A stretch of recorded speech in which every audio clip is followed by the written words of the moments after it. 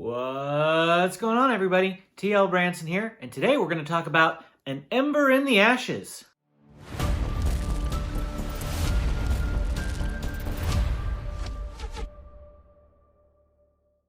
I've been putting off reading this book for quite some time. A lot of you YA fantasy addicts have been raving about this book for years. The series just finished up a couple of months ago, and I thought now is the perfect time to jump in. And so I grabbed a hold of this book, didn't buy any of the other books up at first, just wanted to read this one. As soon as I finished it, as you can tell, I grabbed all four. And I'm already through A Torch Against the Night, and I'm about to start A Reaper in the Gates, and then move on to A Sky Beyond the Storm. But we're here to talk about An Ember in the Ashes. So what is An Ember in the Ashes about? Well, it's about two main characters specifically, although there's a third in there that's mixed in. That's Lya, Elias, and Helene. Those are our three main characters. The only two characters that have POVs in this book are Lya and Elias. Lya is a scholar. A scholar is just the name that they have for the type of classes. Scholars used to really be about what they were. Since the Marshals have taken over the empire several hundred years ago, the scholars are nothing but really slaves now. They're the lower class, the working class. They get ground into the dirt a lot, and that's Lya. She's one of those. The story begins with Lya in her house, and her brother Durin comes into the house in the middle of the night, and he has this sketchbook with him. Lya takes a look at the sketchbook, and she sees that there's a lot of martial weapons, sketches of martial weapons, detailed depictions of how to make these weapons, and having such a thing is forbidden. And so she's obviously concerned for Durin.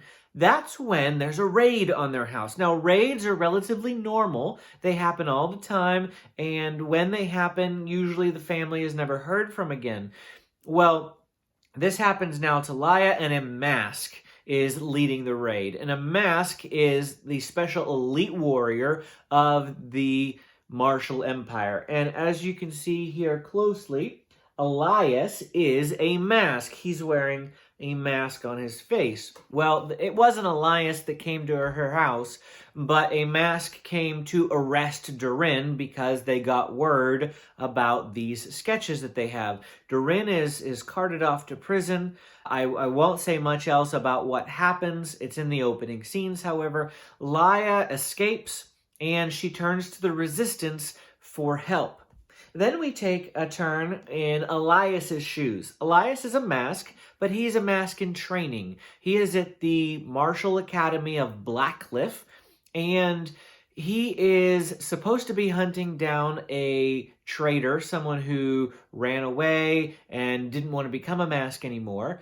All the while, he is planning on deserting himself. He's planning his escape route. As soon as graduation happens, he is gone. He's done with the mask life. He doesn't want to live like that. He doesn't like being mean or cruel to people. He does not want to be the type of person that a mask has to be. His best friend Helene finds him as he's making his plans, so he has to act like he had intended on being there and he had gotten a wrong turn. He wasn't finding the deserter like he was supposed to be. Well, things happen, and eventually Lya finds herself at Blackcliff, and she meets Elias. And you can kind of imagine it's a boy meets girl sort of scenario from there. If you read the back of the book, it tells you all of this, that Lya will meet Elias and that sort of thing. You can probably make some guesses about some things that are going to occur between Lya and Elias. So how do I feel about An Ember in the Ashes? Well, overall, I think it's a pretty great book. It's addicting enough that, again, I purchased the other three books in the series. But the opening chapters of Ember, I was a little on the fence, to be honest with you. We open up and Lya really feels like she's 12. I didn't know what age she was supposed to be. I mean, I saw her picture here on the cover, but she really did feel 12 to me in the opening chapters, and I'm not alone in that feeling. I mentioned that to some other people, and they said, yeah, I thought she felt really young, and it's just the way that she's made to sound. She's kind of whiny, kind of whimpery, kind of weak, really, and I didn't really like that about her. Now, of course, it gives us some great opportunity for character development later in the story, and even through Towards Against the Night, which is where I've read so far, there is some growth to Lya's character. Not enough for me personally. I really lean more towards liking Helene. Helene is the one on the far right-hand side of the book here. Helene is Elias's best friend, as I previously mentioned. And Helene is your typical YA fantasy heroine. She's the strong character. She is determined. She knows what she wants. She's assertive.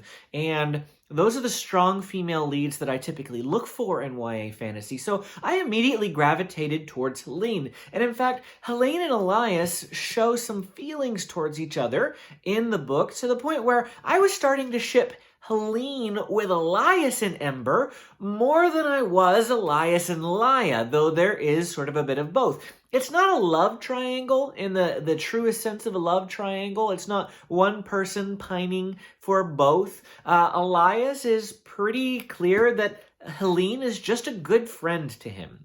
But Helene, on the other hand, has feelings for Elias. And since I love Helene, I'm more rooting for her and Elias. I don't know if that's wrong. I'm only halfway through this series, so of course anything can happen, but you know how these books go. It's a YA fantasy book. Elias and Lya are going to end up together, right? I mean, that's what happens. At least that's what I fully expect to continue happening. So what else is it about this book that's great? Well, there is a competition in this book. There are these beings called the augurs, and the augurs are 500 years old or something like that, and they see and know all. They have some magic that is mystical and not understood, even halfway through the series, not completely understood. But they can see all the possibilities and all the eventualities, and they know exactly what needs to happen for the best outcome for the land. And they devise this competition to find the next emperor, and they've shortlisted 4 of Blackcliff's brightest students. And you guessed it, Elias is one of them, but so is Helene, as well as Marcus and his brother, whose name eludes me at the moment. But Marcus, they call him the Snake, and he's like one of the main antagonists in the story. Now, there's another antagonist, and her name is the Commandant. She is the ruler, if you will, of Blackcliff. She is the one who does all their training, and she is a very stern woman. She's cold, she's calculating, she is brutal and ruthless, and she reminds me of a darker version of Dolores Umbridge. You know, Dolores Umbridge, she's got her pink bow, and oh, she's so happy. But the Commandant, she has all of the cruelty of Dolores Umbridge, but she acts cruel on top of it. And Marcus is kind of her underling, if you will. And Marcus is who she wants to win the emperor position. So she helps him a lot throughout the story. But the competition comes in several different phases, and in each phase there's trials they have to get through, and each of the trials are fascinating, they're intriguing, they're interesting. The things that have to occur, you're like, how are they going to get out of this? How is that going to happen? And it's really great to see it all work out. And to know that everything was planned from the very beginning is what's the most fascinating, because the augurs know this is going to happen. And the augurs tell Elias certain things that are going to lead him down a certain path. They tell Helene certain things that are going to lead her down her path. And to see it all unfold is pretty amazing. It's pretty magnificent, if I do say so myself. There is magic in An Ember in the Ashes. It doesn't start out that way. In fact, book 1 is pretty devoid of magic except for what we see of the augurs. Towards the end, there are some things that happen. Some of the mystical creatures of old have been reawakened, or they've always been awake, but they're just making themselves more known again in the world. And some magic is gifted to one of the characters. And you'll see that develop over the course of the series. But An Ember in the Ashes is a great book. I really enjoy it, and if you're looking for a great series, 4 books completed, you know that you don't have to wait for any more books. You want to dive into something that's a little longer than a standalone or a duology. There's lots of standalones and duologies these days. I personally am kind of tossed on them.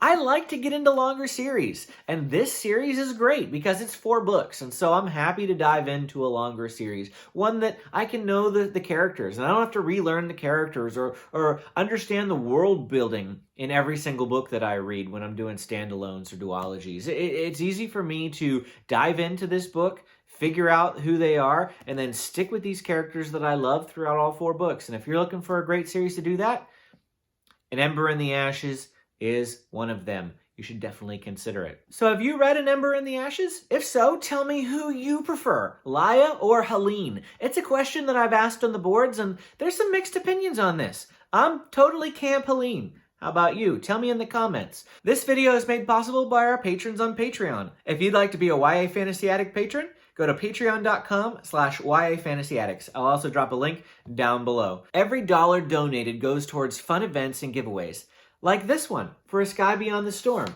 a signed copy of the hardcover. We'll be giving this one away in just a week or two, so keep an eye out for it on the main boards. If you haven't joined us yet on Facebook, check us out, facebook.com/YAFantasyAddicts. If you'd like to see more videos like this, please like or subscribe. Thanks for watching. We'll see you again next time.